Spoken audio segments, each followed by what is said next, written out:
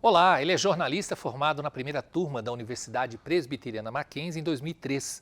Após o início de carreira como freelancer e assessor de imprensa, entrou na área esportiva, seu sonho de estudante. Foi redator, editor, produtor, repórter e coordenador no portal Terra. Atuou na Fox Sports desde a fundação do canal em 2012 até janeiro de 2021. Posteriormente, trabalhou na TV Centro-América, afiliada da Globo, em Mato Grosso. Lá fez transmissões da Série A do Campeonato Brasileiro para Sport TV, Premier e Rede Globo. Apresentou o Globo Esporte e fez diversas participações nos programas jornalísticos da emissora. Além da área esportiva, foi repórter geral na EPTV, também afiliada da Globo em Campinas, interior de São Paulo. Atualmente é repórter da Paramount Plus em transmissões de jogos de times brasileiros nos campeonatos da Libertadores da América e na Sul-Americana. O programa Memória do curso de jornalismo recebe hoje o jornalista André Cavalcante. André, obrigado. Tudo bem, Vanderlei? Tudo bastante bem. coisa que eu fiz, né? Bastante. Tava prestando atenção aqui no seu texto. Acho que eu mudei bastante da época de faculdade, né? Vinha com bermudinha, camiseta. Bermuda, era tímido e era magro. Era magro. Alguns quilos a mais e bastante experiência a mais também. São 20 anos, né, André? É bastante tempo. Eu estava lendo seu currículo, passou por vários lugares e tal, mas tem uma questão bastante forte que é o esporte, né? Que era realmente desde a faculdade, porque eu brinco sempre que os alunos entram.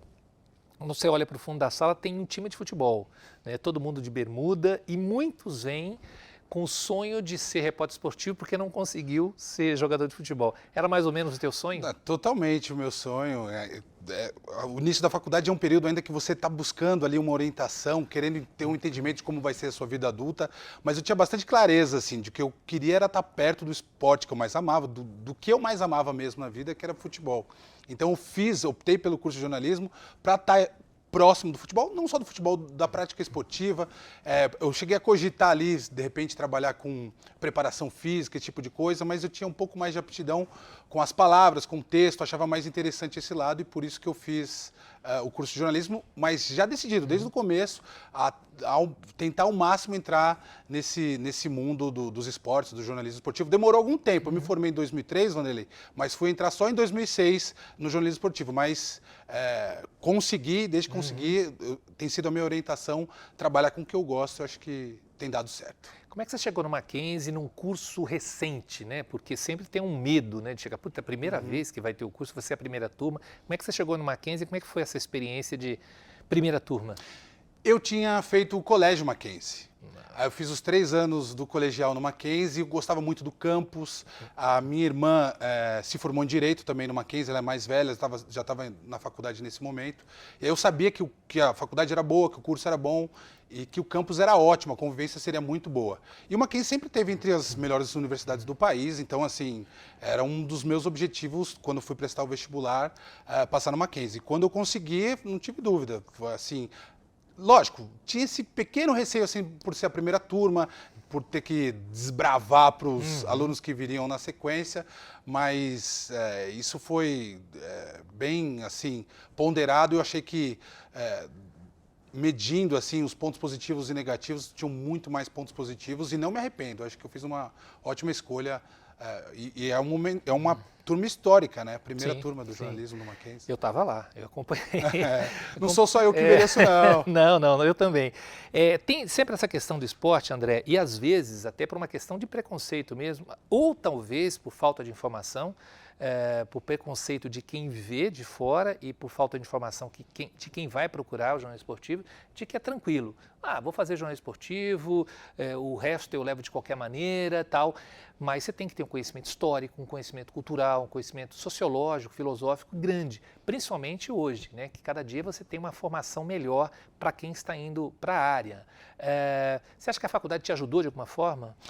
Não tenho dúvida, claro que ajudou no processo de conhecimento, de métodos para você poder apurar, para você poder abordar um tema tão relevante quanto o futebol, por exemplo, outros esportes também, mas quanto o futebol é no Brasil, um fenômeno cultural. Você tira o futebol do Brasil, assim, o que sustentaria a nossa sociedade, os nossos costumes? É um dos pilares da nossa cultura.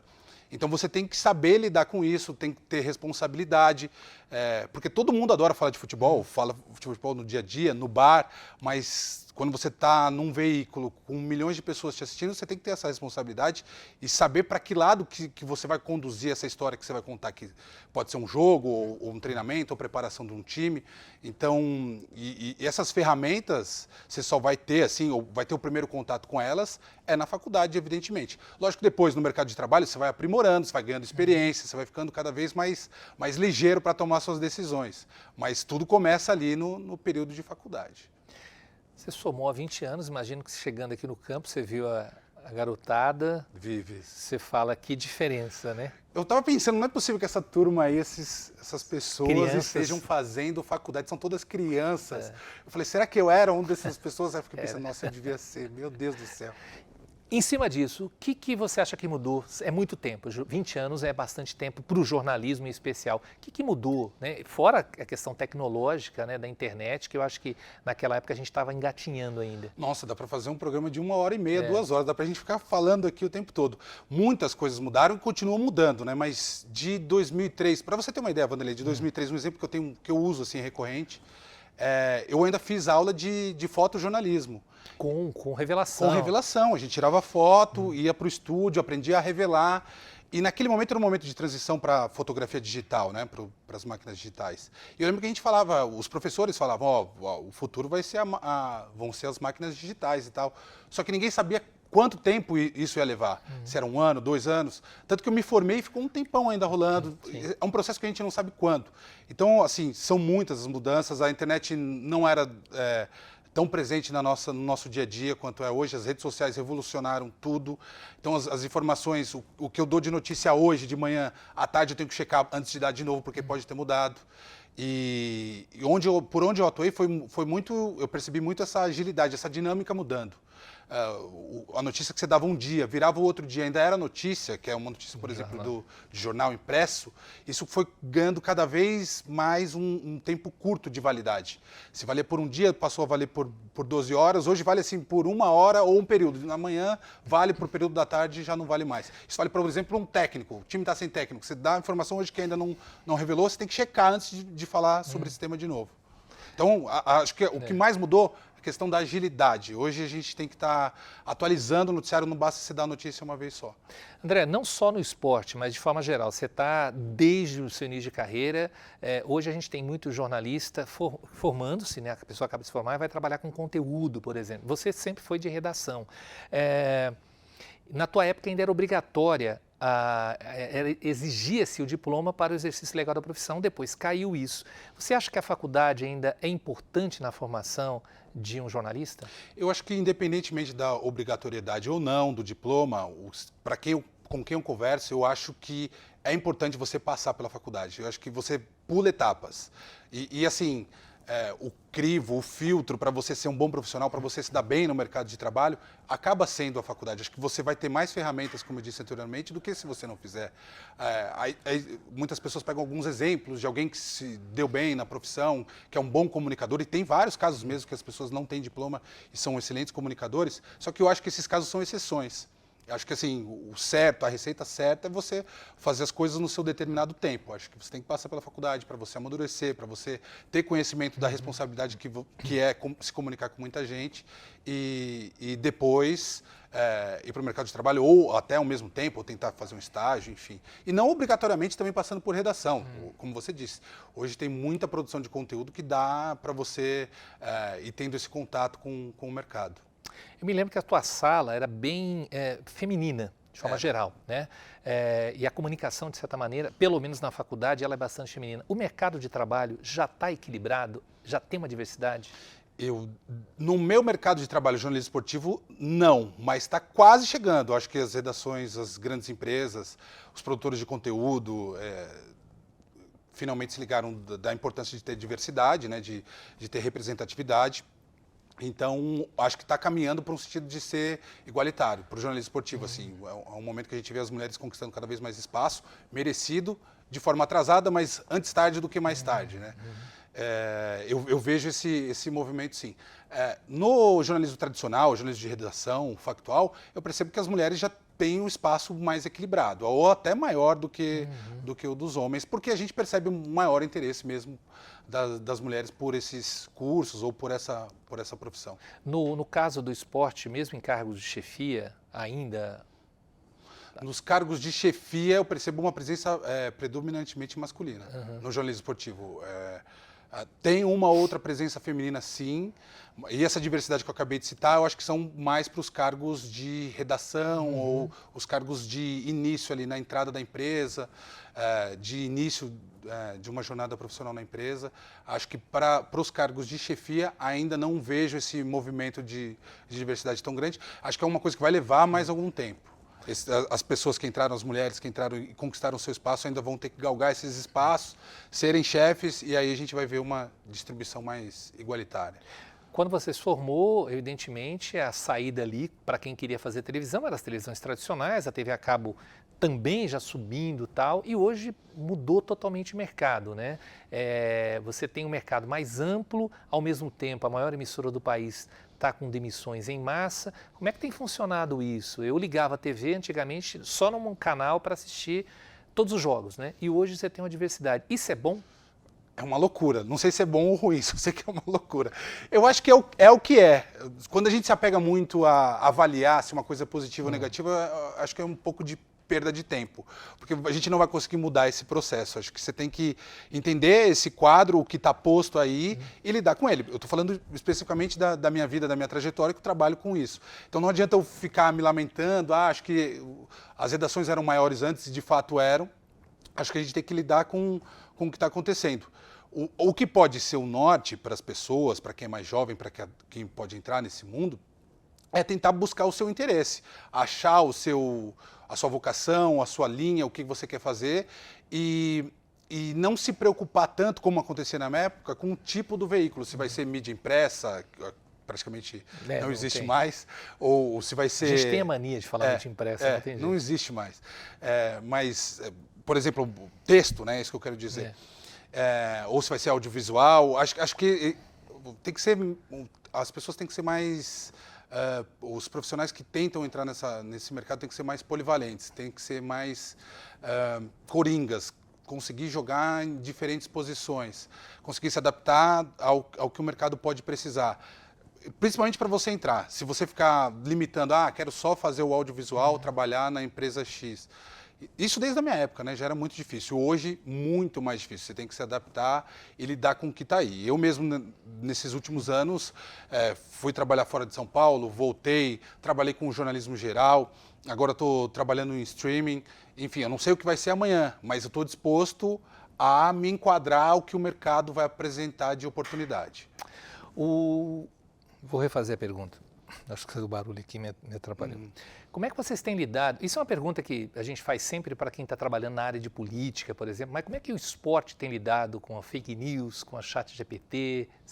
O ChatGPT é uma novidade, né? Como é que vocês têm lidado com isso? Existe fake news em futebol, em jornalismo esportivo, bastante também. Eu não sei quem cria, né? Qual o prazer da pessoa que cria essas fake news, mas existem sim. Apuração, né? É o bom e velho jornalismo, que é uma coisa que, por exemplo, a inteligência artificial ainda não chegou a esse ponto. Mas eu volto a comparar, por exemplo, com o fotojornalismo. Será que o ChatGPT vai chegar num momento que vai conseguir apurar informações em tempo real? Eu acho que até pode ser, mas eu não acho que vai ser esse ano, no ano que vem. Aí vai ficar a critério do desenvolvimento tecnológico. E agora, com relação às fake news, o trabalho no dia a dia nosso, eu acho que continua sendo bom e velho jornalismo, o trabalho de apuração, de você conversar com as pessoas, de você ter as suas fontes, ouvir o outro lado, consultar e ter calma. E é um instrumento que a gente aprende a lidar, né? Você ter esse discernimento de apuração, a gente aprende a lidar justamente na faculdade. Então, acho que quem faz a faculdade, ou quem se prepara melhor, quem estuda, quem tem o conhecimento jornalístico, não vai se deixar levar por isso. E é um divisor de águas, né? O jornalista que fica caindo nisso e que não apura direito as coisas acaba ficando para trás porque perde credibilidade, as pessoas acabam percebendo isso e acho que pode ser até um diferencial para quem quer se dar melhor na profissão. Como é que você avalia o mercado de trabalho, André, na tua área? né? Porque você sabe que continua, né? A busca pelo jornalismo esportivo é grande, talvez até maior do que na tua época. Como é que você avalia o mercado de trabalho? Você falou do streaming, que é uma coisa que não existia, e hoje o streaming, que num primeiro momento a gente estava ali para assistir filme e agora a gente assiste futebol também. Como é que está o mercado de trabalho? Acho que é interessante eu explicar como são essas coisas do streaming, como funciona esse mercado, para o pessoal que tem interesse em trabalhar com jornalismo esportivo saber o que vai se abrir de portas por aí. A televisão que a gente chama programação linear, que é da televisão, que começa de manhã, vai até a noite, isso também é algo que eu acho que vai diminuir ou praticamente acabar. Acho que o jornalismo factual é um dos que vai resistir a isso, porque você precisa ter a notícia em tempo real, o que está acontecendo no Congresso, o que está acontecendo em Brasília, o que aconteceu no metrô hoje cedo em São Paulo. Mas de resto, as outras empresas, os outros grandes veículos de comunicação, acho que tendem a diminuir ou até acabar, e eu não sei em quanto tempo. E onde que aparecem, de que maneira que surgem essas plataformas de streaming para o esporte? Porque você tem um conteúdo ali de entretenimento, principalmente às vezes de grandes estúdios ou de grandes plataformas mesmo, que compram direitos de filmes já prontos. Só que nem sempre essa plataforma tem um grande filme para te apresentar, ou aquele conteúdo já foi visto, ou uma grande série de grande sucesso. Então você precisa preencher de outra forma, que não é uma grade linear ao longo do dia, é uma grade on demand. Você precisa preencher com um conteúdo relevante para as pessoas constantemente entrarem nessas plataformas. E é aí que está entrando o esporte. Aí entra em vários estúdios, os grandes estúdios estão entrando no streaming, e eu acho que essa porta vai se abrir para muita gente num futuro próximo aí, e é inclusive a onda que eu estou surfando nesse momento.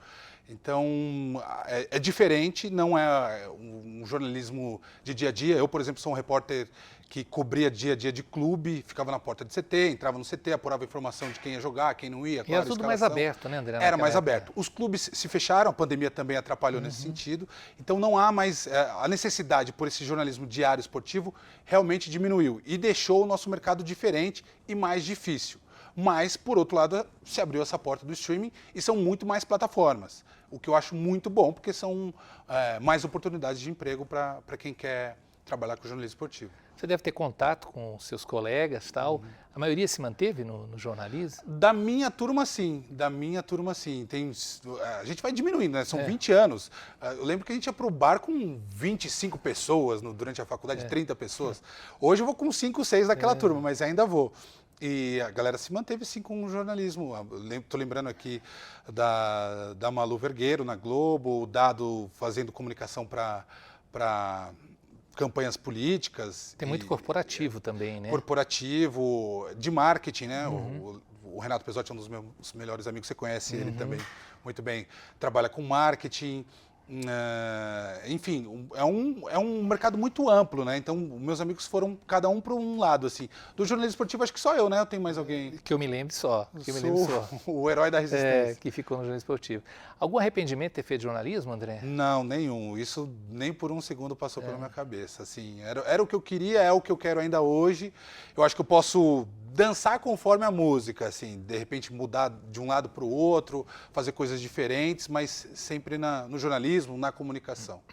André, obrigado por você ter vindo. Eu mas sei que você tem super corrido, você tem espero boa sorte lá na Paramount, né? Que é uma novidade para a gente também, né? Que continue essa trajetória maravilhosa que você conseguiu construir. E para a gente é muito legal ver, né, que essa turma, né, a primeira turma, eu quero conversar com muita gente ainda esse semestre, ainda esse ano, saber que as pessoas estão colocadas, saber que foram por caminhos, ainda dentro da comunicação, né, por caminhos diversos, mas dentro da comunicação, mas é um prazer recebê-lo aqui de verdade. Valeu, para mim foi muito bom também. Para mim, para os técnicos também, para o Ronaldo, para o Reginaldo. O pessoal faz tempo que não me via, né? Os caras lembraram, eu fiquei com um pouquinho de vergonha, que você guardou aquele material antigo, das minhas primeiras passagens, eu falando de frente para a câmera, super tímido. Meu Deus, eu tenho medo de mas ver é bom, essas imagens. é bom. Valeu. Obrigadíssimo. Passou muito rápido, isso é sinal de que foi muito, muito gostoso esse papo. E muito obrigado também a você que nos acompanhou até aqui. Até o próximo programa.